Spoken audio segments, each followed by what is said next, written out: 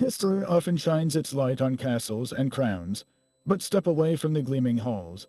Venture into the dark, narrow lanes where a different kind of figure worked, moving through the ruins and refuse of a society that pretended not to see them.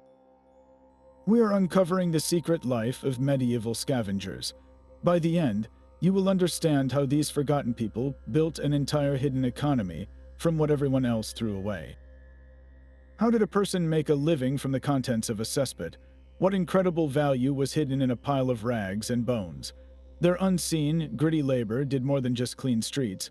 It prevented the very fabric of medieval towns from unraveling into chaos and disease. What does it mean to build a life from what society discards? The word scavenger itself holds a clue to their original purpose. It comes from an Old English term for a tax collector, one who would scavenge or inspect goods for duty. Over time, it was applied to the men who inspected and then cleared away the filth and refuse that clogged the city streets. This tells us something vital. They were not random beggars, but a recognized, if lowly, part of the civic machine. Across Europe, different names painted the same essential picture. In England, you had the raker, who literally raked the muck from the streets, and the far more notorious gong farmer, the man who emptied the privies and cesspits, the gong being an old word for human waste. In France, the chiffonier collected rags and bones, the raw materials for paper and glue. These were not general terms for the poor. They were job titles, specific and unforgiving. To understand their world, we must first see who they were not. A beggar asked for charity. A vagrant wandered without fixed work. A skilled laborer, like a blacksmith or a carpenter, transformed raw materials into new goods. The scavenger occupied a strange middle ground. They did not beg, they worked, performing a service so unpleasant it was deemed beneath everyone else. And while they did not craft new items in a traditional workshop, they were the first and most crucial step in a vast, hidden recycling economy. Their raw materials were the discards of daily life, from kitchen scraps and animal bones to the contents of a chamber pot. They dealt in what society had declared worthless, and through sheer necessity, they found the value hidden within it. This was a profession born from urban survival, a grim but utterly necessary cog in the wheel of medieval life that kept the town from drowning in its own waste. Their world was structured by a strict and smelly social ladder. At the very top of this hierarchy of filth stood the official raker. These men were employed and licensed by the town council itself. Their job was to clear the main streets and public spaces of the daily accumulation of animal dung, food scraps, and general refuse. While the work was foul, it came with a measure of civic respectability, a regular wage, and the authority to enforce cleanliness ordinances. They were the public face of waste removal, working in daylight and answering directly to the town's leaders. But beneath the streets lay a darker, more secretive domain. This was the realm of the gong farmer, or the nightman. Their task was the single most reviled occupation in medieval Europe, emptying the private privies and cesspits that served as toilets for homes and businesses. By law, they could only work under the cover of darkness, typically between 9 at night and 5 in the morning. They moved in small crews, using long-handled shovels and buckets to transfer the waste into barrels, which were then carted outside the town walls to designated dumping grounds or, in some cases, sold to farmers as fertilizer. The nightmen lived in utter isolation, often banned from public houses and forced to reside in huts beyond the town walls. Yet, for this profound social exile, they could command surprisingly high fees, a testament to the desperate, unspoken need for their service. At the bottom rung were the freelance scavengers, the true entrepreneurs of refuse.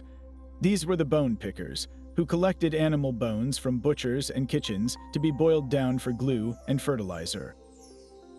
The rag gatherers, often women and children, collected every scrap of worn-out cloth and linen, which would be pulped into paper or shredded for cheap stuffing. Even dog dung, known as pure, was collected by specialized dung collectors for use in the tanning industry to soften leather.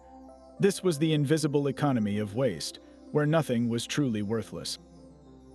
A single, well-placed dung heap, or a steady supply of rags, could mean the difference between starvation and survival for a family operating entirely outside the formal economy. Each group, from the licensed raker to the lowliest bone picker, formed a crucial link in a chain that transformed the town's decay into someone else's desperate livelihood. Their tools were extensions of their bodies, designed for one grim purpose: to manage the unmanageable while keeping it at arm's length. For the raker working the public streets, the primary tool was exactly what it sounds like: a heavy, wide-headed rake, often made of sturdy oak with iron tines. Paired with a broad shovel, this simple kit was for scraping up the layers of muck, dung, and debris that coated the cobbles. It was backbreaking, repetitive labor, but it required no secrecy. You worked in the open, your tools visible to all, a clear sign you were performing a civic duty, however foul. But for the nightman, the Gong farmer, the tools had to facilitate stealth and minimize direct contact with a far more hazardous substance. Their most iconic instrument was the long-handled dung fork or scoop. These handles could be 6 feet long or more, allowing the worker to stand well back from the edge of a reeking cesspit as he lifted the waste into waiting buckets. This wasn't just about convenience, it was a vital health precaution in an age before germ theory. The longer the handle, the greater the distance from the miasma, the foul air believed to carry disease. Then came the transport, the infamous Gong cart. This was a specially reinforced wagon, often with high, slatted sides and a tightly fitted cover, designed to contain the smell and prevent sloshing during its secretive journey through the sleeping town. The wheels were sometimes wrapped in straw or cloth to muffle the sound on cobblestones, a ghostly silhouette moving in silence under the moon. For the freelance scavenger, the toolkit was far more humble, but just as specialized. A simple burlap sack or a deep wicker basket was the mobile warehouse for their finds. A bone picker might carry a small, hooked knife to scrape remaining meat or sinew. A rag gatherer needed nothing but keen eyes and nimble fingers, sifting through refuse piles for any thread of wool or scrap of linen. Consider the dung collector, targeting a specific type of waste for the tanneries. He wouldn't use a common shovel. He likely used a specialized flat scoop and a dedicated, lidded pail to keep his valuable commodities separate and identifiable. Each tool, from the 6-foot fork to the simple sack, was a masterpiece of grim adaptation. They were not weapons of war, but instruments of survival, each one telling a silent story about the nature of the work, the dangers involved, and the desperate ingenuity required to carve a life from what the world left behind. The scavenger's workplace was a landscape of contradiction, where danger and opportunity were one and the same. To walk down a typical medieval street was to engage all the senses, and most of them would recoil. A central gutter, often just an open channel carved into the cobblestones, served as the town's main artery for waste. Into it flowed everything: rainwater, the contents of washing bowls, kitchen slops, and the runoff from butchers' stalls. This was not an efficient sewer, but a slow, stinking stream that meandered down the hill, pooling in the lower parts of town. Households had no regular trash collection, so it was common practice to simply open a window and toss food scraps, ashes from the fire, or broken pottery into the street below. Adding to the chaos was the constant traffic of carts and animals. Horses, oxen, and herds of sheep or cattle being driven to market left their own pungent contributions on the cobbles. A butcher's shop, while a source of fresh meat, was also a site of gruesome residue, with blood, entrails, and unwanted bones often discarded right outside the door. To our modern minds, this sounds like a public health nightmare, and it was. But to the professional scavenger, this was not a scene of horror. It was a map of resources. That foul gutter was not just a stream of filth, it was a sorting mechanism. Heavier, valuable items like lost coins or metal scraps might settle in the sediment. The pile of refuse outside a wealthy household's kitchen door was a potential treasure trove of slightly spoiled food, usable fabric, or intact containers. The scavenger did not see a uniform sea of garbage. They saw a specialized topography. They knew the butcher's alley was the place for bones after the midday slaughter. They knew the inns and taverns would put out their empty barrels and food waste late in the evening. They understood that after a market day, the main square would be littered with straw, dropped produce, and the dung of 100 animals. Timing was everything.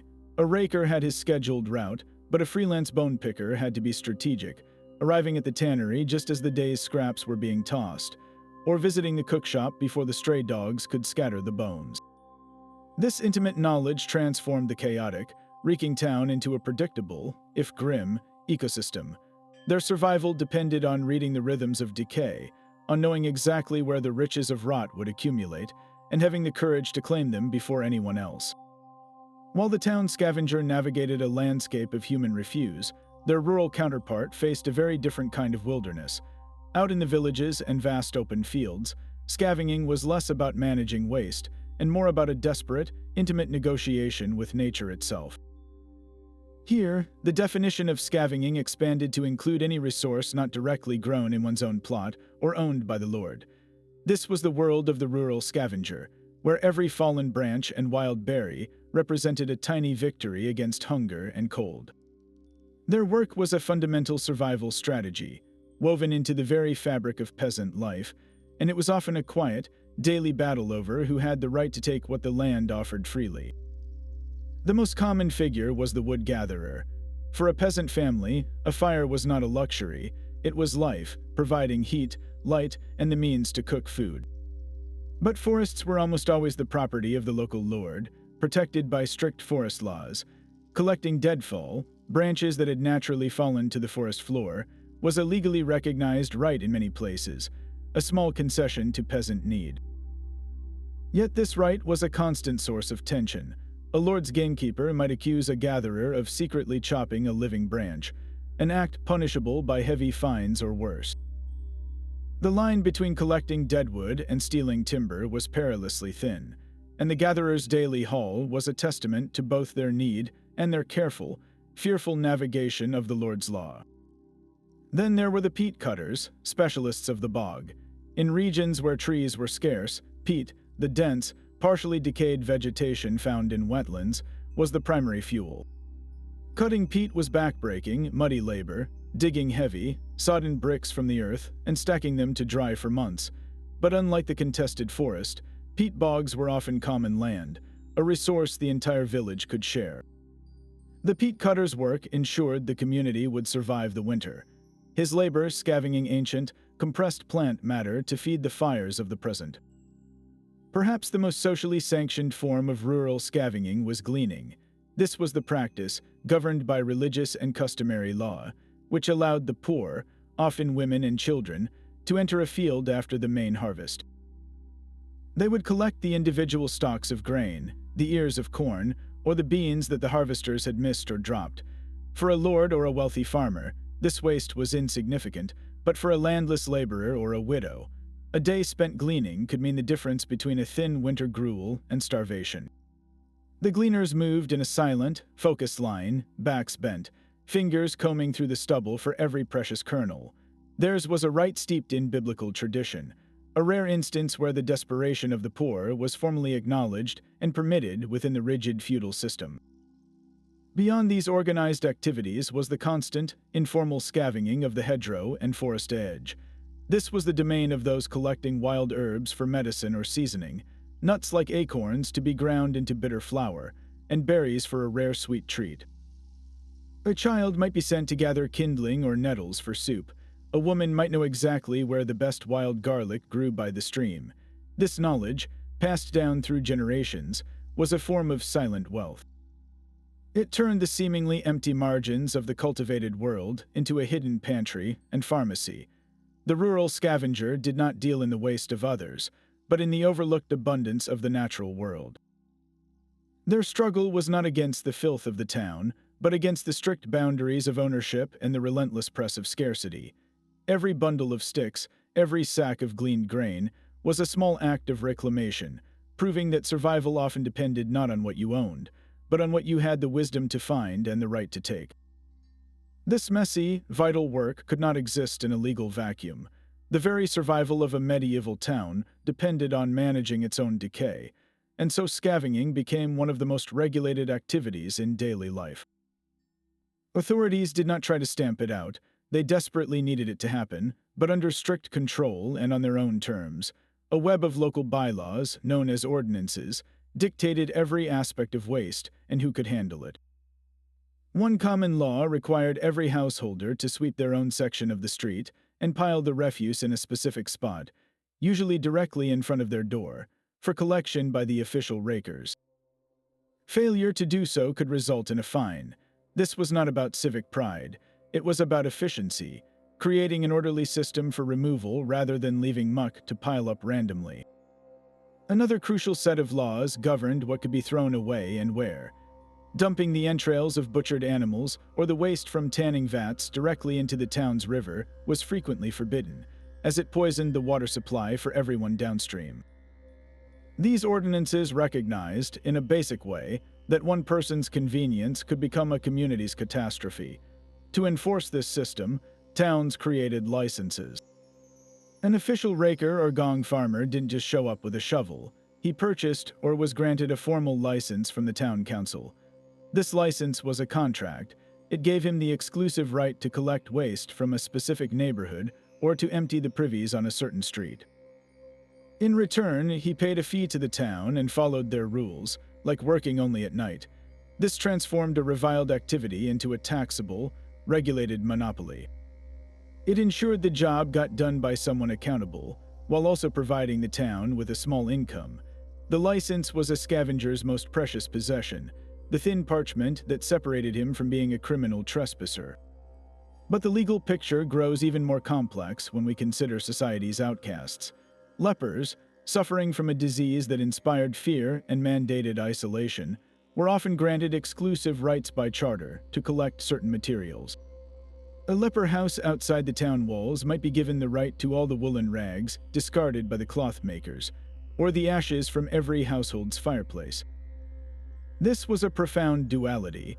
It served as a form of alms, allowing the ostracized to support themselves through charity, but it also served the town's hygiene needs by directing waste to a place already considered unclean.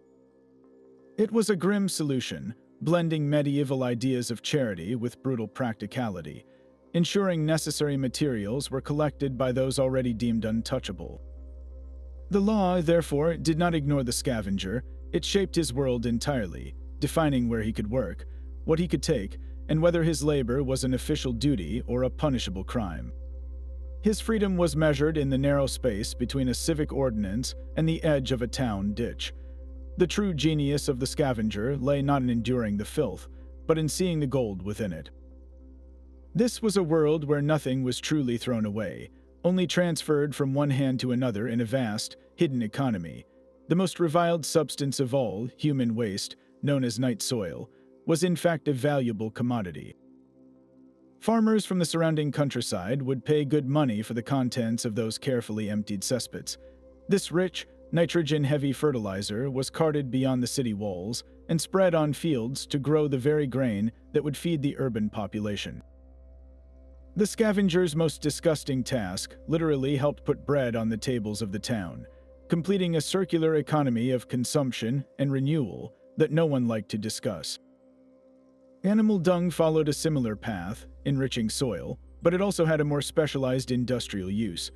The tanneries, with their pungent vats, required a specific agent to soften hides, and dog dung, collected by dedicated dung collectors, was the unsung ingredient that made leather supple enough for shoes, belts, and saddles. Even the most brittle remains held value. The bones collected by the bone picker were never just trash. They were a raw material. Once cleaned and crushed, they could be boiled for hours to produce a strong, clear glue used by carpenters, bookbinders, and painters. The leftover bone meal was then spread on fields as another form of fertilizer, ensuring every last fragment served a purpose. Fat was another treasure. Butcher's scraps and kitchen grease were carefully collected and rendered down into tallow. This was the primary ingredient for the cheap, smoky candles that lit the homes and workshops of ordinary people, pushing back the darkness for a few more hours each evening. Metal scraps, a lucky find in the street muck or ash heaps, were never discarded. A bent nail, a broken hinge, a worn-out cooking pot, all of it was precious. These bits of iron or copper were sold to the blacksmith or founder, who would melt them down in his furnace and forge them into something new. A perfect example of medieval recycling in action. Perhaps the most transformative material, however, was the humble rag. The cloth gathered by rag pickers, often women and children, was the foundation of an entire industry. Woolen rags were shredded, mixed with a small amount of new wool, and respun into a coarse, cheap yarn known as shoddy. This fabric clothed the poor, providing warmth and decency at a price almost anyone could afford. But the destiny of linen and cotton rags was even more revolutionary. They became the literal fabric of knowledge. These rags were pulped, strained, and pressed into sheets, forming the paper that would eventually feed the printing presses of Europe. Every scrap of worn-out clothing or discarded linen had the potential to become a page in a book, a legal document, or a merchant's ledger. Think about that chain for a moment. A servant's threadbare shirt, tossed aside, is found by a rag gatherer. It is sold to a paper mill, pulped, and formed into a sheet. That sheet is sold to a printer, who uses it to produce a pamphlet. That pamphlet carries new ideas across a continent. The scavenger, operating in the grimmest alley, was an unwitting but essential participant in the spread of literacy and the birth of the modern world. Their labor connected the gutter to the galaxy of human thought, proving that value is never inherent in an object, but in the ingenuity of the person who knows what to do with it. But of all the figures in this hidden economy, one name stood apart, spoken in a mixture of disgust and awe. The Gong farmer was the knight of the cesspit, a warrior in a war against the town's own accumulating filth. His battlefield was not a field at all, but a dark, reeking hole beneath a house or an inn. His campaign began not at dawn, but at the stroke of 9 in the evening, when the town gates were locked and the respectable citizens were safely indoors. Under the cover of a moonless sky, his small crew would move into position. Their first task was location and access. A private home cesspit was usually in the cellar or a backyard, but the real challenge was the public or commercial pits, massive brick-lined chambers that served entire neighborhoods. The crew would lift heavy wooden or stone covers, releasing a concentrated wave of odor so potent it was said to make birds fall from the sky. Before descending into that darkness, they donned their armor. This was not chainmail, but practical, gruesome gear. A thick, knee-length leather apron provided a barrier against the sludge. Rough cloth or leather masks, sometimes stuffed with herbs like lavender or mint, were tied over the nose and mouth in a futile attempt to filter the stench. Their hands were protected by the toughest gloves they could find. Then came the extraction, a slow, dangerous ballet.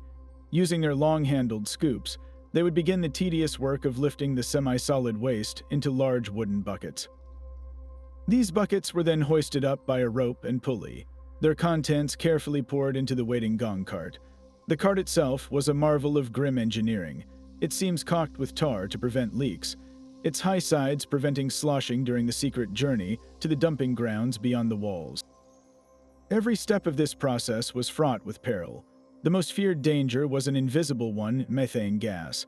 A pocket of the odorless, flammable gas could build up in an old pit, and the spark from a single lantern could trigger a violent explosion, killing the crew in an instant. Then there was the structural risk. The walls of a neglected cesspit, softened by decades of seepage, could collapse without warning, burying a man alive in the very substance he was hired to remove. For this, they were social pariahs, banned from public houses and often forced to live in isolated huts. Yet, for accepting this profound exile and facing these nightly horrors, the Gong farmer commanded a king's ransom in wages. His fee could be 5 times that of a skilled craftsman like a carpenter. A town might pay him a yearly retainer just to ensure he would come when called. This was the brutal economics of necessity, a society paying a fortune to the one man willing to do the work it could not bear to see, let alone smell. His high pay was not a reward, but hazard pay for a soldier in a war no one else would fight, a testament to the terrifying, indispensable value of making the intolerable disappear before the sun rose. Yet for all the secrecy of the nightmen, another scavenger worked in plain sight, his voice a familiar cry in the crowded lanes.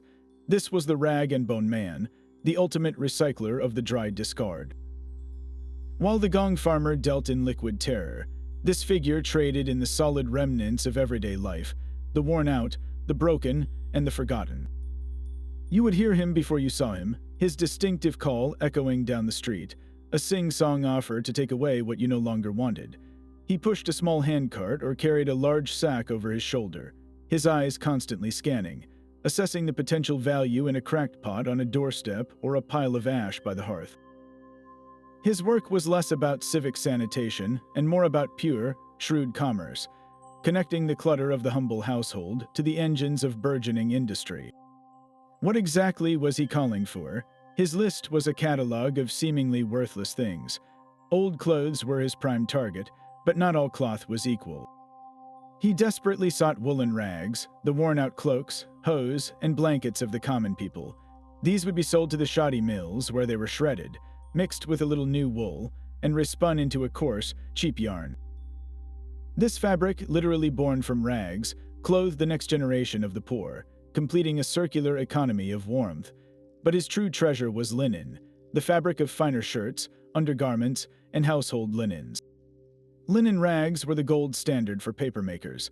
Their long, strong fibers created a smooth, durable sheet perfect for writing and printing. Every sack of linen scraps he collected was a direct contribution to the world of books, legal documents, and eventually, the revolutionary printing press. His call also promised to take bones. These weren't for the glue maker alone, though that was a reliable market. Certain bones, carefully selected, had a second life as raw material for artisans. The dense leg bones of cattle could be carved and polished into smooth handles for knives, spoons, and tools. Smaller, flatter bones could become buttons, gaming pieces, or even delicate lace bobbins. In his hands, the remains of a Sunday roast were transformed into the functional art of daily life. And of course, any metal was currency. A bent nail, a broken hinge, a cookpot worn thin at the bottom, all of it was iron or copper that had escaped the household fire. The rag and bone man would bundle these scraps and sell them directly to the blacksmith or the founder, who would melt them down in his crucible, erasing their old form to forge something new and necessary. This trade was often a family affair. While the man might push the cart and make the call, his wife and children were crucial partners. They would sort the haul with expert speed, separating wool from linen, sorting bones by size and type, and picking out any slivers of metal. Children, with their small, nimble fingers, were perfect for untangling knotted rags or retrieving tiny objects from the ash. For many poor families, this door-to-door collection was a precarious but vital small business, a way to carve out a living without land or formal apprenticeship.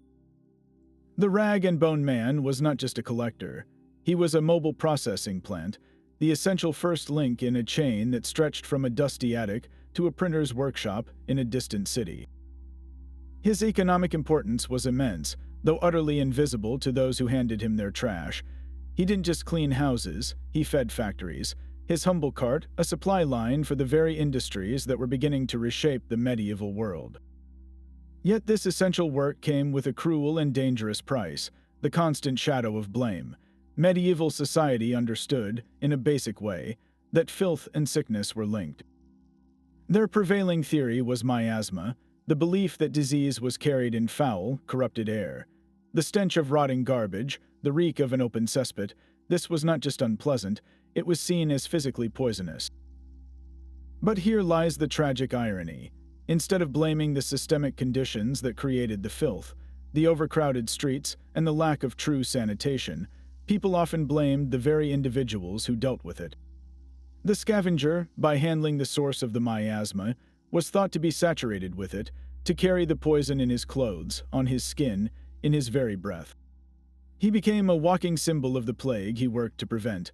This association was strongest during times of terror, like the Black Death. When the plague arrived, panic demanded a culprit. The usual suspects were foreigners, religious minorities, and always the unclean. Scavengers, especially nightmen and rag pickers who handled the most vile materials, were perfect scapegoats. Town councils, desperate to show action, would pass urgent ordinances specifically targeting them. They might be forbidden from entering the city gates during an outbreak, even though their work was more critical than ever. They could be banned from public wells and markets, cutting them off from food and clean water. Some laws required them to carry a white stick or wear a specific mark, like a bell, to warn others of their approach, a walking quarantine. This was not just fear, it was a legal codification of stigma, treating the remedy as if it were the disease itself. The connection went deeper than plague. Leprosy, a disease that caused visible disfigurement, inspired a unique kind of horror. Lepers were forced to live in isolated communities called lazar houses, often outside the city walls. And in a bitter twist, these communities were frequently granted the exclusive right to collect certain wastes, like ashes or specific types of rags. This served a dual, dark purpose. It provided the outcasts with a means of subsistence through charity, but it also neatly contained the handling of refuse to those already deemed untouchable. The logic was circular and devastating. Society's waste was given to society's wasted, reinforcing the idea that both were a single, contaminated category. The social stigma was a lifelong sentence. A Gong farmer could earn high wages, but he could not buy respectability. He was often barred from public houses, churches, and guilds. His children might be shunned at school or forbidden from marrying into other families. They lived in designated, impoverished districts, often along the foul-smelling riverbanks or just outside the main gates, literally on the margin between the ordered town and the wild country. Their homes were constantly downwind of the dumping grounds they maintained. This exile was psychological as much as physical. In stories and folklore, the scavenger was a figure of dark humor or pity, never of honor. He was the butt of jokes, a stock character representing the lowest possible station. Think about the profound injustice of this position. Their labor was the thin barrier between the medieval town and total sanitary collapse. They prevented the miasma from growing worse, yet they were accused of manufacturing it. They handled the filth so others did not have to, and for that service, they were declared permanently unclean. This was the core of the unfair blame game, a society that could not function without its scavengers, yet could not bear to look at them, punishing them for the evidence of its own consumption and waste. It was a paradox written into law and etched into the social order, where the most necessary people were treated as the most disposable, their value forever obscured by the very grime they courageously cleared away. Behind every scavenger's solitary cart or midnight shovel was often an entire family, working together in a silent, shared struggle for survival.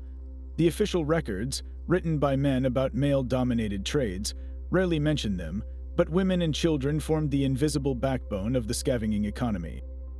Their labor was less about the dramatic, dangerous excavations of the nightmen, and more about the patient, meticulous gathering that made the entire system function. For a widow with no land or a laborer's family facing a lean winter, scavenging was not a choice. It was the only thread keeping them from utter destitution. This was work that required no tools they could not make themselves and no license they could not afford, just relentless effort and a tolerance for grime that shame could not afford. Consider the wife of a licensed Gong farmer. While her husband and his crew worked the pits under cover of darkness, her day was just beginning at dawn. Her task was management and salvage. Once the night soil was carted to the dumping grounds beyond the walls, she might sift through it, not for waste, but for lost valuables. It was grim but startlingly common for small items, coins, utensils, even pieces of jewelry, to be accidentally dropped into a privy. Her careful, revolting search could yield a rare bit of extra income, a tiny reward for facing what others could not. More commonly, she was the business manager. She handled the negotiations with farmers for the sale of the waste as fertilizer, kept accounts of which households owed fees, and ensured the crew was paid. Her work in the daylight world made his work in the dark possible, providing a crucial link to the respectable economy from which they were both socially exiled. For women without a man's licensed trade, scavenging was a direct lifeline. The most common role was that of the rag picker. Moving through the streets with a deep basket, she would call at kitchen doors or sift through the less hazardous refuse piles, looking for any scrap of cloth. Her fingers, skilled and swift, could judge the quality of wool or linen by touch alone. This was work that could be done while minding young children, and it often was. A mother might have a baby strapped to her back, while her slightly older children combed the ash heaps for bits of coal or usable wood nearby. For a widow, this trade was especially critical. Guilds barred women from most skilled crafts, and manual labor jobs went to men first. But no one would stop a poor woman from collecting what everyone else had thrown away. The pennies she earned from selling a sack of rags to the paper mill or the shoddy dealer could mean the difference between paying the rent and being turned out into the street. It was a desperate autonomy, a way to maintain a fragile independence in a society that offered her almost none. And then there were the children. In our modern view, sending a child to pick through garbage is a profound tragedy. In the medieval world, it was a simple necessity, and their small size and agility made them uniquely suited to the task. They were the nimble fingers of the trade. A child could scramble into the tight spaces beneath market stalls where scraps had rolled, or reach deep into a pile of rags without toppling it. They were often sent to specific, known locations: the butcher's alley for bone fragments after the day's work, the tannery yard for specific scraps, or the town dump to scout for anything of value overlooked by the adults. This was not play. It was a vital economic contribution to the family's survival. A child who could bring home a handful of bones had contributed to the glue maker's payment. A child who found a piece of scrap metal had earned a fraction of the blacksmith's fee. For orphans or the children of the utterly destitute, this work was their entire world. They might band together in small, feral groups, roaming the margins of the town and competing with stray dogs for the best picking grounds. Their childhood was measured not in games, but in the weight of their daily sack, their safety dependent on knowing which refuse piles were safe and which belonged to a territorial, licensed collector. This family structure turned scavenging from a job into a domestic industry. Each member had a role. The father might handle the heavy lifting or the licensed, public-facing work. The mother managed, sorted, and sold. The children were the gatherers, the scouts. Together, they formed a single, resilient economic unit, operating in the shadows of the formal economy. Their home was often their workshop and warehouse, with sorted piles of rags, bones, and metals occupying a corner of their single room. The smell of their trade clung to them, marking them as clearly as any badge, ensuring their social isolation was a family inheritance.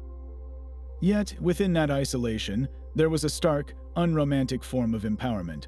For the poorest of the poor, this trade offered a rare sliver of agency. It required no master's permission, no guild membership, no capital except a strong stomach and a willingness to work. It was a brutal, unfair, and dangerous way to live, but it was a way to live. In a world designed to keep them at the bottom, the scavenging family used the very waste of that world to build a fragile raft, paddling together just to keep their heads above the rising tide of indifference. This profound social exile extended even into the realm of the soul. How did the medieval church, the ultimate arbiter of morality and community, view those who lived off society's refuse? The answer was not simple, but a painful contradiction. In one light, the scavenger embodied a holy ideal.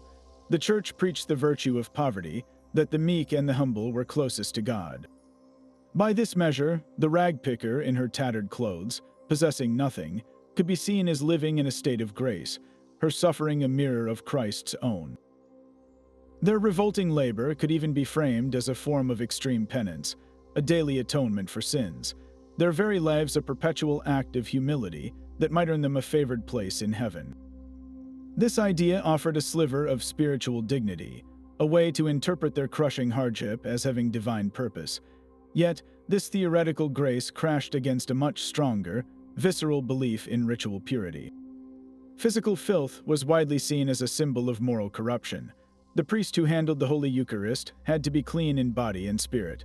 The scavenger who handled human waste and rotting offal was, by definition, perpetually unclean. His very touch was thought to be contaminating, not just physically, but spiritually. He was living in a state of perpetual sin simply by doing his job, a walking violation of the biblical admonitions against defilement. This left the scavenger in a terrible bind, damned by the church's obsession with purity for performing the work the town required to survive. Where could they turn for solace? Some found a strange kind of recognition in the veneration of certain patron saints. Saint Martin of Tours, for example, was famous for cutting his cloak in half to give to a freezing beggar. For those who survived on discarded cloth, this act of charity with a garment resonated deeply, More powerfully, they might look to saints associated with outcasts and lepers, like Saint Lazarus or Saint Giles. These were figures who understood exile and bodily decay, who offered a form of holy companionship to those shunned by society. For a Gong farmer praying in the cold dark before his work, Saint Giles, a hermit sustained by the milk of a deer in the wilderness, represented a divine presence that did not flinch from isolation. Perhaps the most tangible comfort came not from saints, but from community. In some larger towns, scavengers, particularly those in licensed roles like the rakers, formed their own religious fraternities or guilds. These were not craft guilds that guarded trade secrets, but burial societies and prayer groups. For a small weekly fee, a member ensured he would receive a proper Christian burial, not be tossed into a pit like the refuse he handled. The fraternity would pay for a mass to be said for his soul, offering hope against the fear that even God might reject him. In a world that denied them dignity at every turn, this act of collective care was revolutionary. It was a statement: we may be unclean in the eyes of the town, but our souls are worthy of salvation, and we will ensure they are tended to. Within the fraternity's meetings, they were not the nightman or the bone picker, but Brother John or Sister Alice, equal before God and one another. This fragile structure provided the two things the outside world withheld: respect and hope. It was a small, fiercely guarded island of humanity in a sea of scorn, proving that even those tasked with carrying away the dregs of society fiercely believed their own spirits were worth saving. The dream of a miraculous find was the one spark of hope that could cut through the daily grime. In a life defined by what others discarded, the possibility of discovering something of real, undeniable value was a powerful fantasy, a whispered story that kept weary hands digging. While most days yielded only rags and bones, the legend of the lucky strike persisted, transforming every pile of refuse into a potential treasure chest and every scavenger into an unwilling archaeologist of the recent past. The most common fantasy was finding lost coinage. A rag picker, carefully tearing apart a worn-out doublet to add to her sack, might feel the unexpected weight of a small, hard object sewn into the lining. With trembling fingers, she could pull out not a worthless button, but a silver penny or even a gold noble, carefully hidden by a previous owner and forgotten. This was not pure fiction. People did sew money into their clothes for safekeeping, and garments passed through many hands. For the scavenger sifting through a midden heap, the telltale glint of metal in the muck could mean a lost spoon, a broken silver ring, or a corroded but valuable bronze buckle. The sound of a dung fork clinking against something hard in the depths of a cesspit was the ultimate lottery ticket. While most clinks were just stones, the dream was that one might be a dropped seal ring from a merchant or a silver coin that slipped from a purse. These finds were life-changing. A single gold coin could represent more money than a Gong farmer earned in a year of horrific labor. It could pay off debts, buy a small piece of land beyond the town ditch, or fund an apprenticeship for a child, offering a desperate escape from the family trade. Beyond coins, other treasures held immense value. A rag picker might find a discarded book, its pages perhaps damaged by damp but still legible.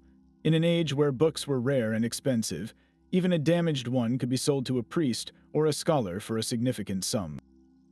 A bundle of discarded parchments might contain old legal documents with valuable seals still attached, the wax itself sometimes worth reclaiming.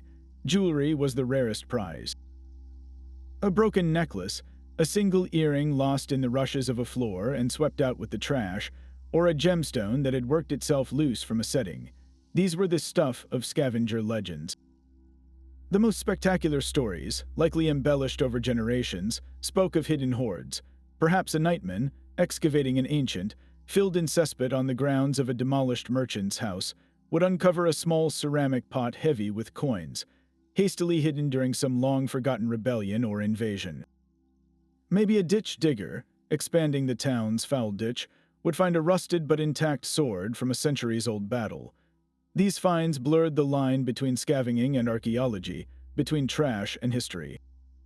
The hope for such a strike was a psychological necessity. It added a layer of thrilling unpredictability to a predictably miserable existence. It allowed a man up to his knees in muck to think, the next scoop could be the one. This fantasy was a form of resistance, a mental rebellion against the idea that everything they touched was worthless. It acknowledged that value was not absolute, that a thing discarded in haste or hidden in fear could, through chance and their own gritty labor, become a treasure. While for every 1,000 scavengers only one might ever experience such luck, the dream itself was a universal currency, a shared story that made the unbearable just slightly more possible to bear. But these dreams of treasure were rarely captured in the stories the powerful told about themselves. To find the scavenger in the official culture of the Middle Ages, you must look to the edges, to the margins of the very pages that recorded that culture. In the glorious illuminated manuscripts commissioned by nobles and clergy, scavengers are almost never the subject of a lavish painting. Instead, they appear as tiny, anonymous details in scenes of daily life, often in the calendar pages depicting the labors of the months. For December or January, you might see a small figure in the background of a snowy village, bent over a woodpile, gathering sticks. This is the rural scavenger, the wood gatherer, rendered not as an individual but as a symbol of winter's hardship, a piece of the seasonal scenery as unremarkable as a bare tree. He is part of the landscape of need, acknowledged but not examined, his struggle aestheticized into a quaint component of the feudal cycle. This visual marginalization speaks volumes. The elite who owned these books saw the scavenger's labor as a natural, unchanging fact of the world, like the falling snow, not as a human story worthy of a central portrait. Their presence in the margins literally mirrored their place in society, on the periphery of the illuminated world of knights and saints. When we turn to literature, the picture becomes slightly more complex, but no less confined. In William Langland's great allegorical poem, Piers Plowman, a sprawling critique of a society losing its moral way, the figure of hunger is sent to chastise the lazy. And how does hunger force idle workers to labor? He makes them so desperate they must eat scraps from the dunghill, the very food of scavengers. Here, the scavenger's existence is not a life but a punishment, the absolute bottom rung of deprivation used to frighten the sinful into productivity. It is a powerful literary device, but it reduces the scavenger to a symbol of divine wrath, not a person. For a more nuanced, human glimpse, we must go to Geoffrey Chaucer's Canterbury Tales. Among his vibrant cast of pilgrims, we find no Gong farmer or rag picker. That was a social line even Chaucer's earthy realism would not cross, but we do find characters who live on the economic edge, like the poor parson, or who deal in shady goods. More tellingly, scavengers appear in the similes and insults that pepper the tales. A character might be described as looking as wretched as a dunghill crow's, a bird that lives off refuse. Another might be told his lies are as worthless as draff, the husks and waste from brewing, fed to pigs. The language of scavenging, of dregs and filth, was the go-to vocabulary for expressing contempt. This reveals a deep cultural truth. For the medieval elite, scavengers were not a people to understand, but a reservoir of metaphors for worthlessness and decay. Their real, gritty work was invisible, but their symbolic power as representatives of the low and the foul was immense.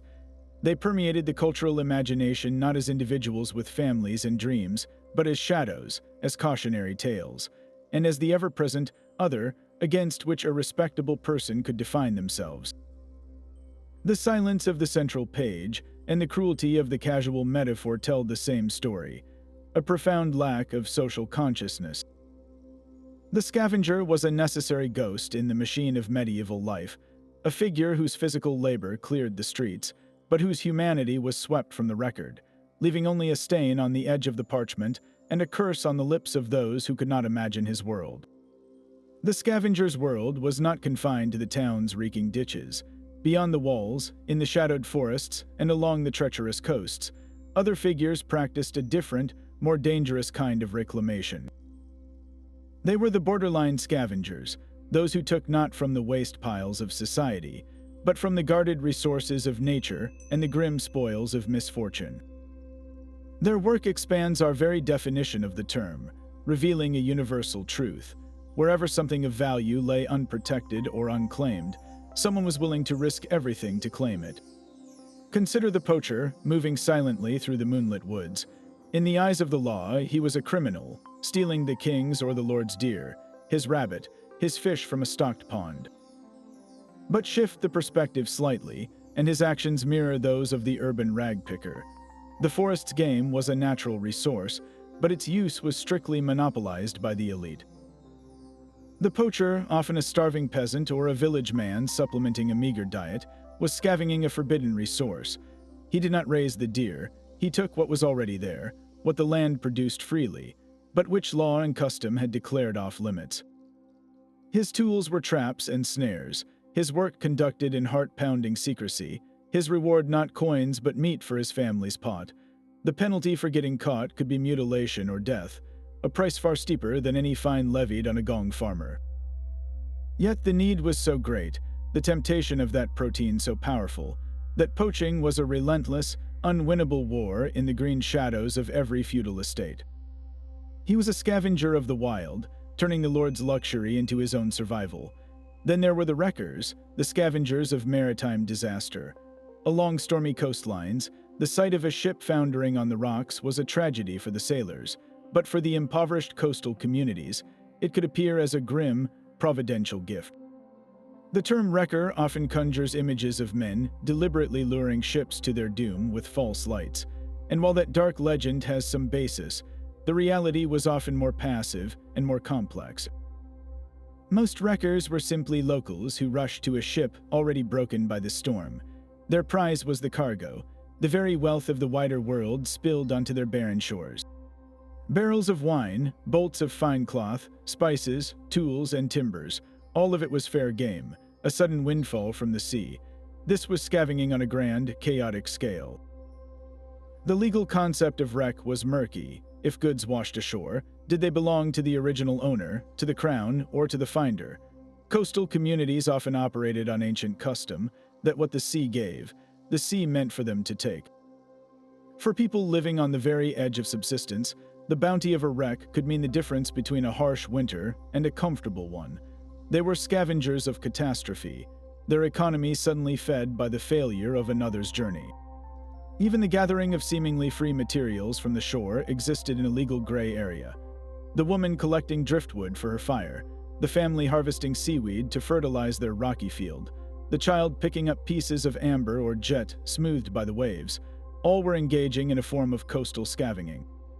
But was the beach common land, or did it belong to the local lord, who might demand a share or forbid the practice entirely? Like the wood gatherer in the forest, their right to take what nature deposited was never absolute, always subject to the claim of a distant authority. This constant negotiation, this life lived in the ambiguous space between what was free and what was owned, connects them directly to the urban scavenger sifting through the town's collective refuse. Both operated in a liminal zone, a borderland between possession and discard, where the rules were fuzzy and survival demanded a brave, or desperate, interpretation. What links the poacher, the wrecker, and the driftwood gatherer to the rag picker in the alley? It is not the substance they collect, but their position in the social order.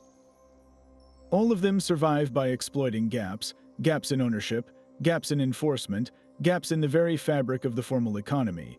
They are the opportunists of scarcity, the experts in value that others cannot see, cannot claim, or will not touch. The urban scavenger dealt with what society had consciously thrown away.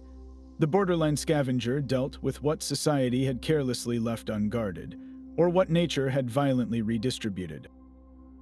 Their work was a testament to human ingenuity in the face of lack, a relentless pressure applied to every weak point in the system of control. They remind us that the drive to reclaim, to repurpose, to take what is needed from the margins, is not a quirk of medieval life, but a fundamental, and often dangerous, strand of the human story. The rigid lines of medieval society were not always as permanent as they seemed. Once a year, during the chaotic celebrations of Carnival or the Feast of Fools, the entire social order was turned deliberately, joyfully, upside down. A beggar might be dressed as a bishop, a student as the pope, and in the midst of this sanctioned madness, a scavenger could find himself crowned the king of misrule. This temporary elevation from the lowest to the highest was more than just a drunken joke. It was a complex, deeply rooted ritual with profound psychological purpose. For a few riotous days, The man who carted away the town's filth might parade through the streets wearing a mock crown of rags and bones, issuing absurd decrees that everyone, even the mayor, was expected to obey. The very symbols of his degradation became the emblems of his temporary power. This was not mere mockery, though it certainly contained an element of that. It was a formalized, communal recognition of a truth too uncomfortable to face in daylight, that the entire structure of clean and unclean, of high and low, was a fragile human invention. The festival created a space where the town could laugh at its own absurd contradictions, where the scavenger was not a ghost to be ignored, but the central character in a play about the world turned inside out. What did this mean for the scavenger himself? For a brief moment, he was seen. His existence, so vital and so reviled, was dragged into the center of the public square and made the engine of the celebration. He was given a voice, even if it was a voice scripted by tradition to shout nonsense and levy ridiculous fines on the wealthy.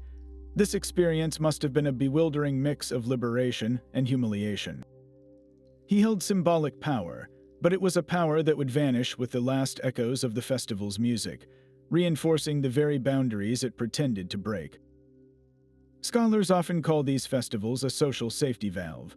By allowing pressure to release in a controlled, symbolic explosion once a year, the established hierarchy could survive the other 364 days without a real revolution.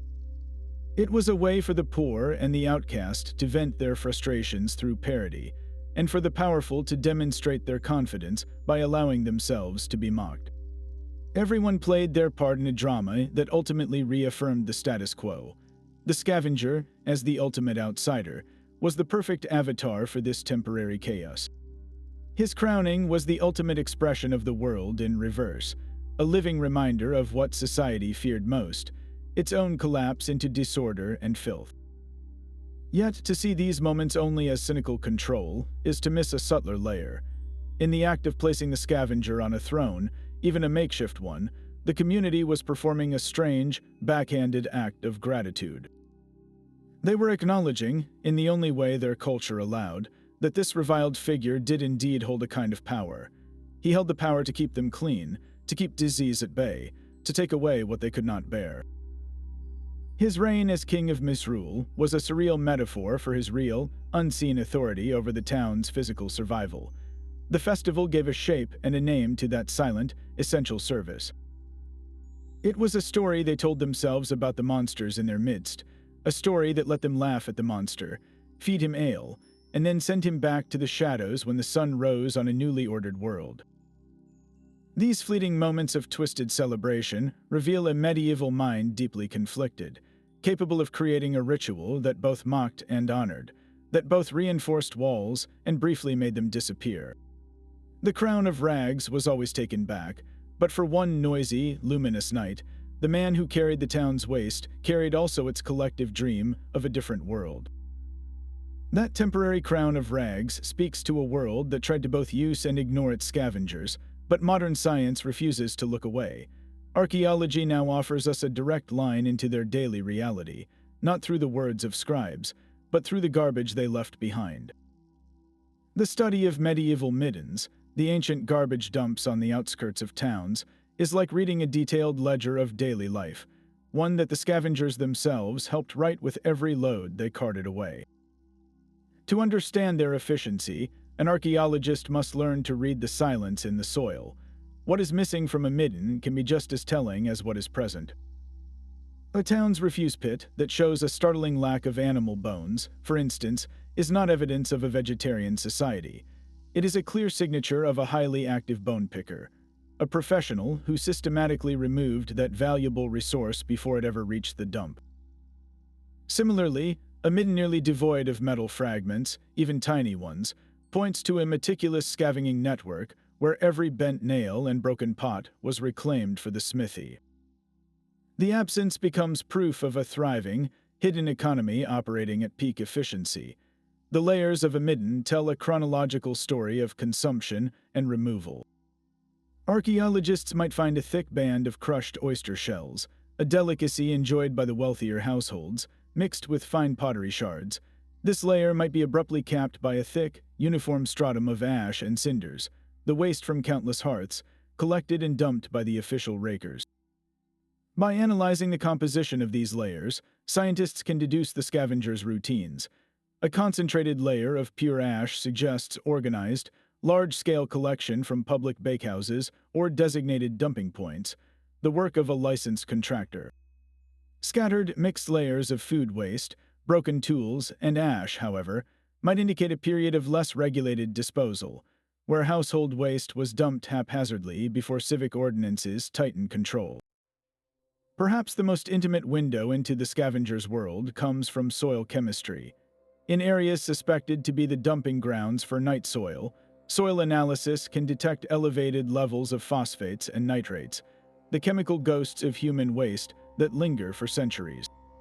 This analysis can map the exact locations where the Gong farmers unloaded their dreadful cargo, revealing the designated zones of exile beyond the town walls.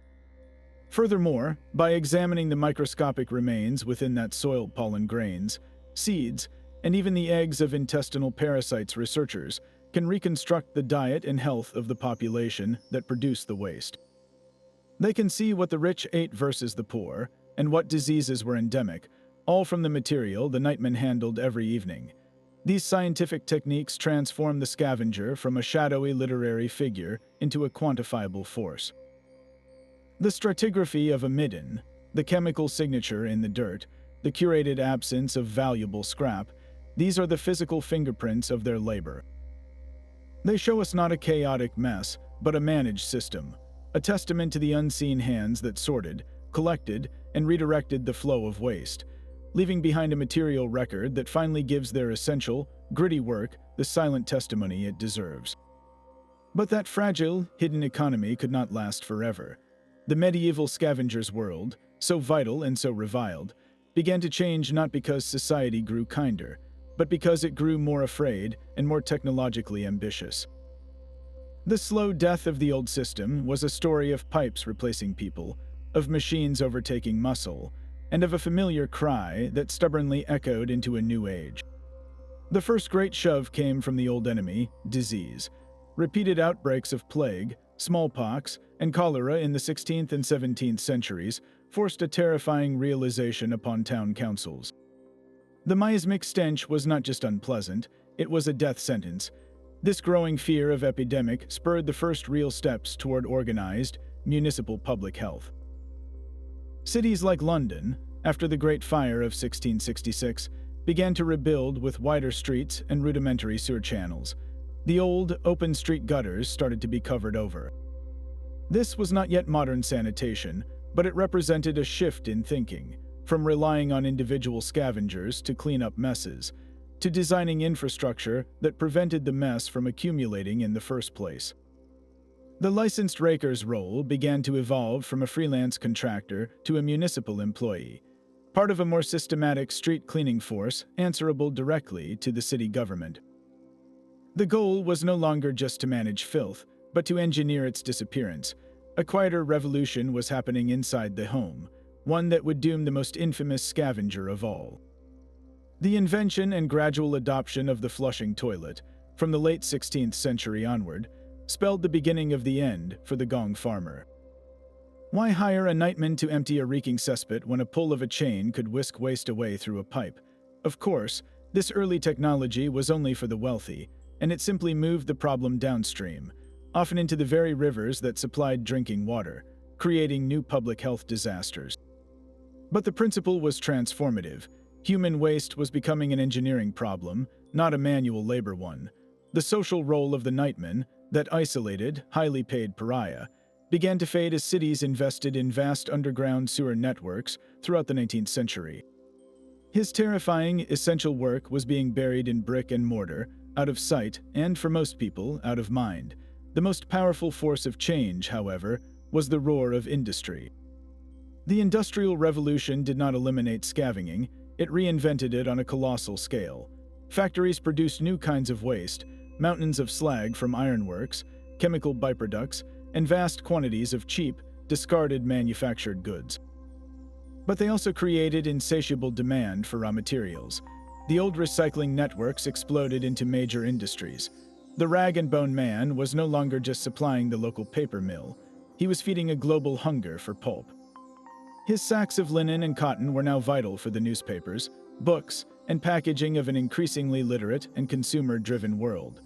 Bones were needed for fertilizer to feed booming urban populations, and for the bone char used to refine sugar.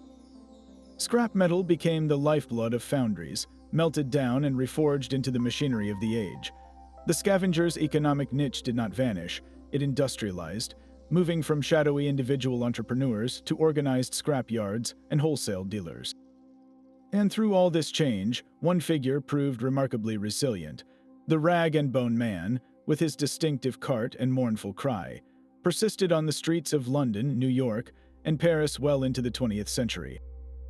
He was a living fossil, a direct link to his medieval ancestor. In the 1950s, you could still hear his call in the back alleys of many cities, collecting old clothes, bottles, and medals, though now he might pay in cash instead of trinkets. His endurance is a powerful testament. It shows that as long as there is disparity between what people discard and what industry needs, someone will find a way to bridge that gap. The methods changed, the scale changed, but the fundamental economic logic of scavenging, finding value in the valueless, remained unbroken. His gradual disappearance in recent decades speaks less to the end of that logic and more to its total corporate takeover, with massive waste management and recycling firms now performing the same service, sanitized and systematized, on a global scale. The medieval scavenger did not become extinct. He was simply made obsolete by a society that finally decided to do his job itself, with machines, laws, and an army of sanitation workers who, though still often overlooked, would never know the profound, poisonous exile of the Gong farmer working by moonlight. The stinking reality of scavenging played out on a grand scale in Europe's two greatest medieval cities, London and Paris. Each metropolis developed its own unique, grimy ecosystem for managing waste, a direct reflection of its geography, laws, and social structure. By comparing them, we see the universal challenges of urban survival and the strikingly different solutions that emerged. In London, a city tightly packed along the River Thames, the system was a patchwork of licensed monopolies and desperate freelancers. The official rakers of districts like Cheapside were civic employees, tasked with keeping the main commercial thoroughfares clear. They followed strict ordinances, like one from 1357 that ordered butchers to carry offal directly to the river instead of dumping it in the street, a law that was constantly ignored. But London's most infamous scavenging site was the Bankside, the district south of the Thames known for its theaters, bear baiting pits, and brothels. Here, the Gong farmers found a booming business. The area's high population and transient nature meant privies filled quickly, and the nightmen worked a lucrative, if reviled, trade. London's waste management was reactive and localized, a constant battle against the river's tides and the city's own relentless growth, with scavengers operating as independent contractors in a loose, often chaotic, civic framework. Paris, by contrast, developed a more centralized and socially complex scavenging hierarchy, particularly around the figure of the chiffonier. By the late medieval period, these ragpickers were not just solitary figures. They were a powerful, organized force. They formed recognized corporations, essentially early guilds for the trash trade, which granted them exclusive rights to collect specific materials in designated neighborhoods. This organization gave them a collective power that London's scattered scavengers never possessed. A Parisian chiffonier had a territory, a known route, and a system. He would collect not just rags, but bones, paper, and metals, sorting them with an expert eye before selling them to specialized merchants. The city's wider streets and grander planning, at least in its central districts, may have provided a slightly more orderly landscape for this work, but the volume of waste was staggering. A key difference lay in social perception. While still looked down upon, the organized chiffonier of Paris occupied a clearer, more formalized niche in the city's economy. He was a licensed recycler, embedded in the web of commerce that fed the city's luxury trades and burgeoning paper mills. His London counterpart, the freelance rag and bone man, remained a more isolated entrepreneur, his status far more precarious. The specific challenges each city faced shaped these professions. London, built on clay with a powerful tidal river, struggled with flooding cesspits and a river that was both sewer and water source. This made the Gong farmers' work especially hazardous, and the public health consequences of failure immediate and catastrophic. Paris, situated on the Seine, had similar river pollution issues, but its larger size and the concentration of royal and academic institutions created massive, steady streams of specific waste, like parchment scraps from scribes or food waste from grand households. This allowed for specialization. A Parisian scavenger might focus solely on the high-quality linen rags from the homes of the wealthy, knowing a papermaker would pay a premium. In London, a scavenger's haul was more likely to be a grim mixture of everything, reflecting the city's fiercely mercantile and less stratified commercial chaos. Both cities, however, shared one brutal commonality: the sheer, overwhelming scale of the problem. As their populations swelled into the tens of thousands, the daily production of filth threatened to engulf them. The scavenger, whether a licensed Parisian chiffonier or a nocturnal London Gong farmer, was the human bulwark against that tide. Their methods and social standing differed, but their essential, grim purpose was identical: to reclaim the city from its own decay, one cartload of refuse at a time. But history was not the only place where the scavenger left their mark. In the shadowy realm of folklore and whispered stories, they underwent a remarkable transformation. No longer just a figure of pity or disgust, the scavenger could become something else entirely: a cunning folk hero. These were tales spun not by scribes in monasteries, but by common people in taverns and around hearth fires. Stories where the world's unfair rules were bent, if only for a moment, by the wit of the one who knew its secrets best. The most popular of these stories often followed a simple, satisfying pattern: the clever scavenger outwitting the greedy merchant. Imagine a tale where a wealthy cloth merchant, notorious for his stinginess, carelessly tosses a purse of coins into the muck outside his shop. A rag picker finds it and, knowing the man's character, devises a plan. Instead of returning it directly, she waits.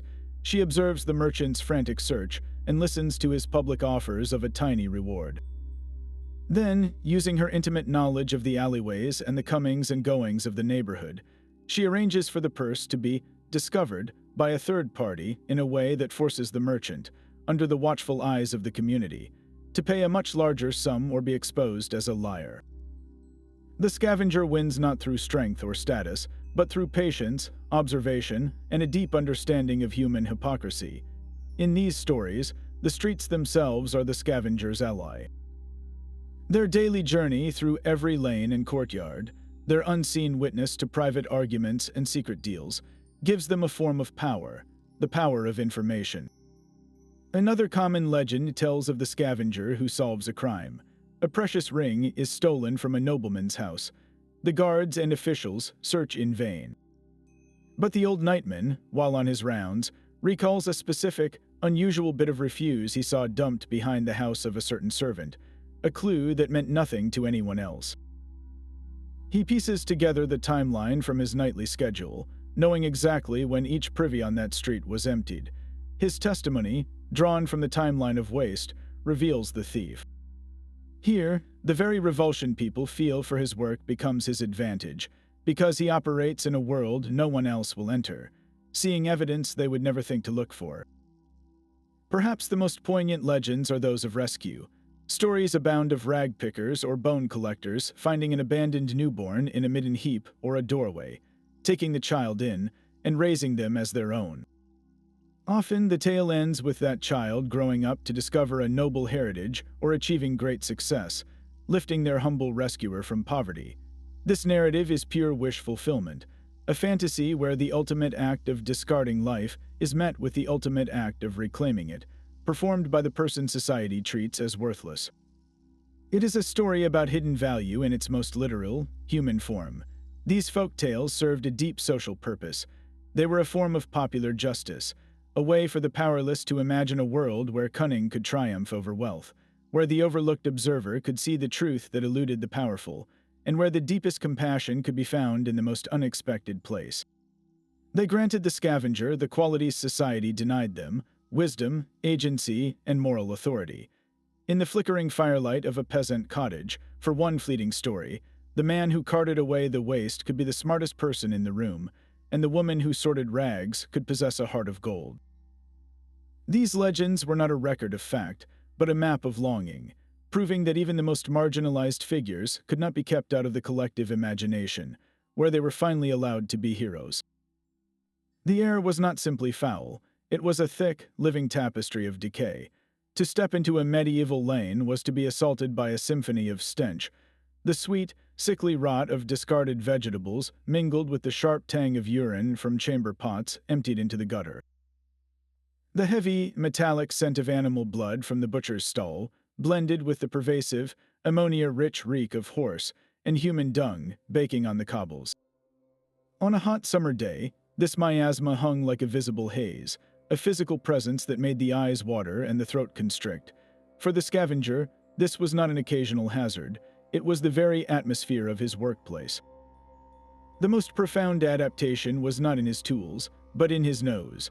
Over time, a Gong farmer did not stop smelling the cesspit, he learned to navigate its layers. He could distinguish the older, more fermented waste from the fresh, identify the dangerous sweetness of a gas pocket, or even detect the faint, metallic hint of blood that might signal a lost coin or ring amidst the sludge. His sense of smell became a professional instrument, dulled to the general horror but hyper-attuned to the specific clues within it. The soundscape of his labor was equally distinctive, a rhythm composed of necessity and isolation. For the nightman, the dominant sound was the crushing silence of his own secrecy, broken only by the squelch and suck of his long-handled scoop lifting its heavy load, the soft thud of waste hitting the bottom of an oak barrel, and the muffled creak of the Gong cart's specially wrapped wheels. This was a ghostly procession, a ritual performed in near-total quiet to avoid waking the sleeping town that depended on its success. In stark contrast, the daytime scavenger worked to a different soundtrack. You would hear the rag and bone man long before you saw him, his mournful sing-song cry echoing down the narrow lanes. Rags O, bones O. It was a familiar melody of commerce, a promise to take away your clutter for a penny or a pin. There was the dry rustle of his burlap sack being dragged over stone, the clatter of a bone tossed into his basket, and the constant, low chatter of crows and stray dogs, his competitors in the economy of refuse. The sound of his work was public, a part of the daily noise of the city, yet it marked him as clearly as any badge. Sight, in this world, was a matter of focused attention. For the casual observer, a refuse pile was just a dark, shapeless mound. For the scavenger, it was a landscape to be read. By the flickering light of a tallow lantern or the first gray light of dawn, his eyes scanned for the telltale signs of value. The dull gleam of metal, even if rusted, stood out against the organic decay. The specific weave of a linen rag, finer than common wool, was a flash of potential wealth. The clean, white curve of a large knuckle bone was worth more than a splintered rib. He learned to see the story in the trash. A broken pottery jug might have held ale for a merchant's table. A child's worn leather shoe spoke of a family that could afford such a thing before it was outgrown. His world was one of shadows and sudden, precious glints, his vision trained to ignore the overwhelming filth and zero in on the tiny details that meant survival. To understand the scavenger, you must try to inhabit this sensory prison that was also his kingdom. The smells he endured, the sounds he made, the sights he sought, they were not just background details, they were the raw data of his existence. They shaped his body, his mind, and his very place in the world, defining a reality where beauty was a scrap of clean linen, and a moment of triumph was the silent clink of metal in the deepest, darkest muck. Their intimate knowledge of the city's dark corners placed them under a permanent cloud of suspicion. To move unseen through the night, to handle goods of uncertain origin, to know every hidden doorway and forgotten cellar. These were the skills of a scavenger, but in the eyes of the law, they could just as easily be the marks of a criminal. The line between reclaiming trash and receiving stolen goods was perilously thin, and for a man already deemed unclean, the benefit of the doubt was a luxury he was rarely granted. A rag and bone man's sack was a perfect mystery. When he appeared at a paper mill with a bundle of fine linen, who was to say it came from a legitimate discard, and not from a sheet stolen off a washing line? If a Gong farmer was found with a silver spoon after cleaning a merchant's privy, was it a lucky find in the muck, or had he taken it from a shelf? Their very profession required them to be dealers in the unwanted, and in a society quick to judge, that made them natural suspects for any minor theft. Court records from towns across Europe are filled with cases that highlight this precarious balance. In London, a nightman was once accused of stealing a bolt of cloth from a house whose cesspit he had emptied. His defense was simple. He claimed he found it soiled and discarded among the waste. The court had to decide whether to believe the word of a Gong farmer or the assumption of a merchant. In Paris, a chiffonier was arrested for possessing several expensive-looking buttons. He insisted he pulled them from a coat destined for the rag pile, but the authorities suspected they came from a burglary.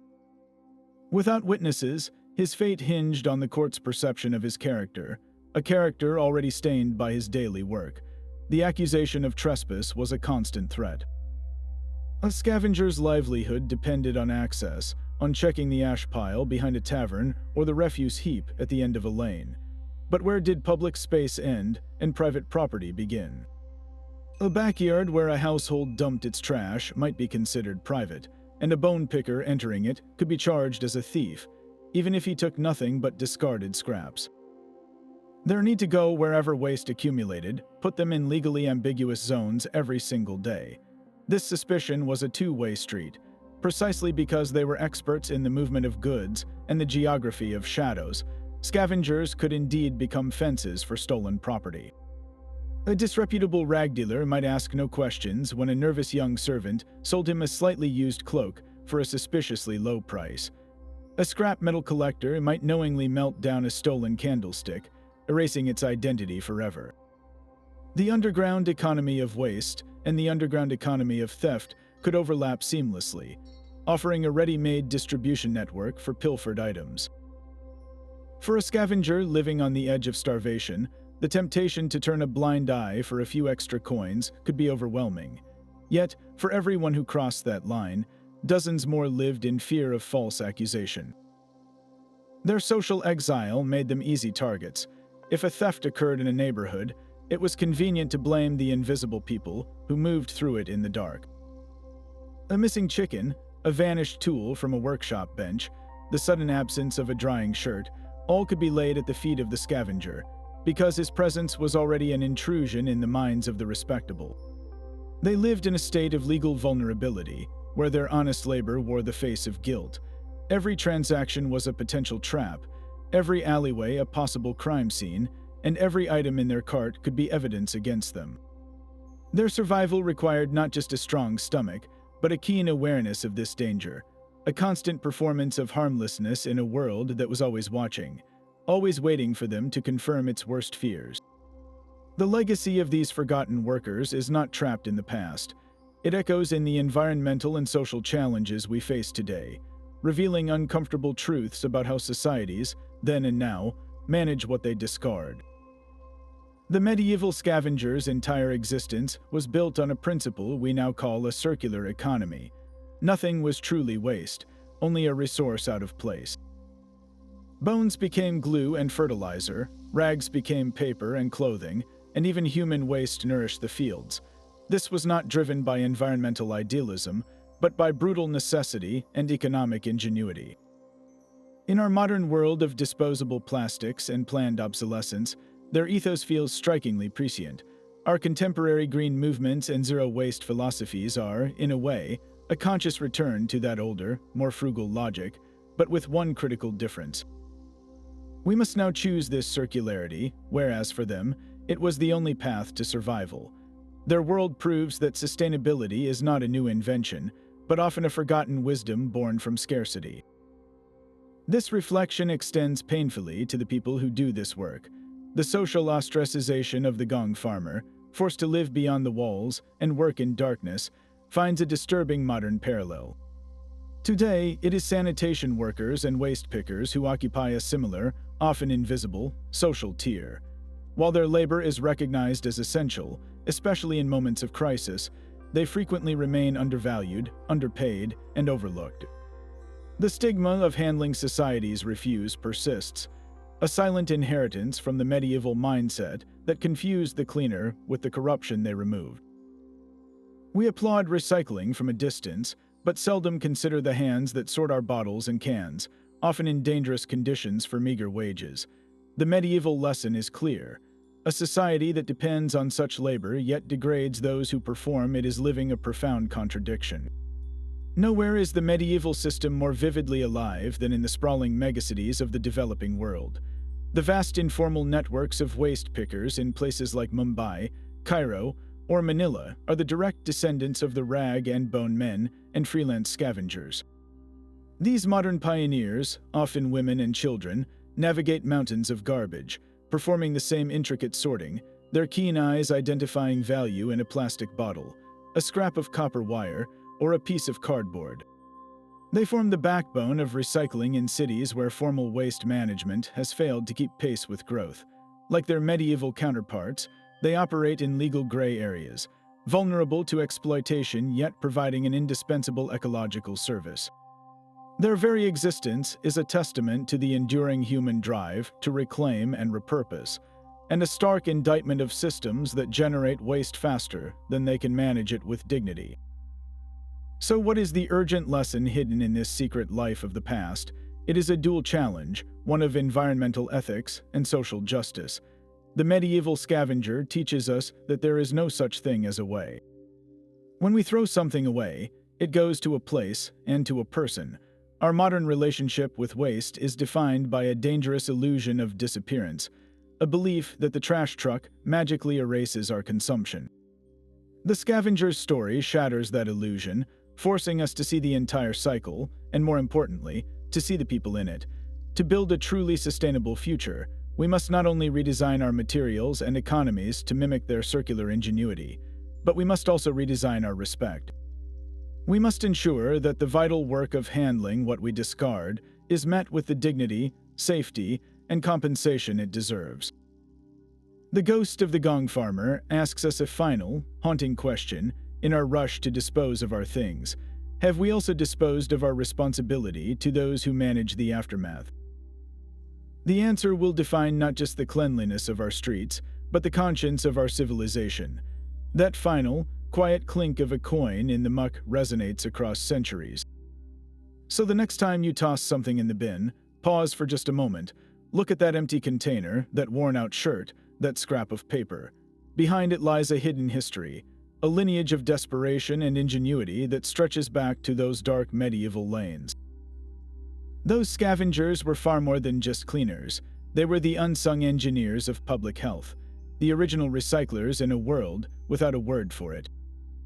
They built entire lives, raised families, and wove a complex, hidden economy from the very things their society declared worthless.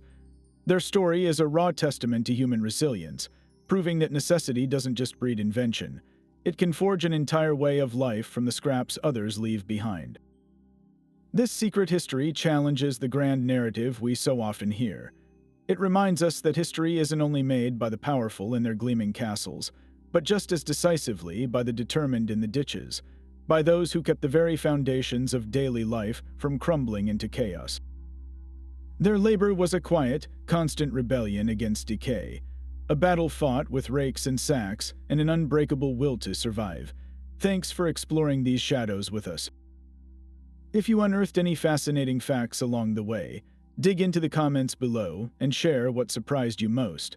And don't forget to subscribe for more journeys into the forgotten corners of history, where the past is always full of unexpected life.